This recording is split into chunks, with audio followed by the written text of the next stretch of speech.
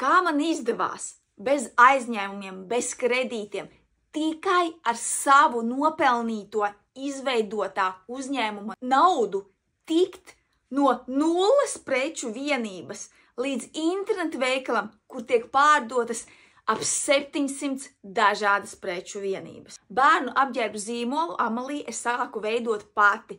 Iemācījos pati šūt un sākumā šuvu es tikai uz pasūtījumu. Bet es tā gribēju savu internetu veikalu, man tā gribējās, lai ir gatavā prece.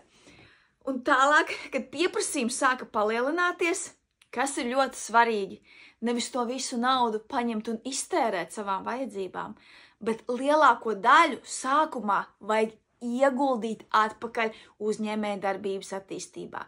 Tā es arī darīju. Es samaksāju sev, plus vēl daļu ieguldīju vienmēr uzņēmuma attīstībā. Sāku algot šuvējas, sāku meklēt sadarbībā šuvējas, un tā pamazām mans internetu veikals, kur sākumā bija tikai svārki, pārtap jau par kleitām, par leggingiem un visu kaut ko citu. Es to ieguvu tikai pateicoties klientu pasūtījumiem un gudrai stratēģijai, kas ļāva man papildināt internetu veikala plauktus. Tā kā atceries, ja tu gribi pelnīt vairāk, būs vien tev jāstračo savus naudas mindsets un būs jāiesaldē nauda. Kāpēc jāiesaldē?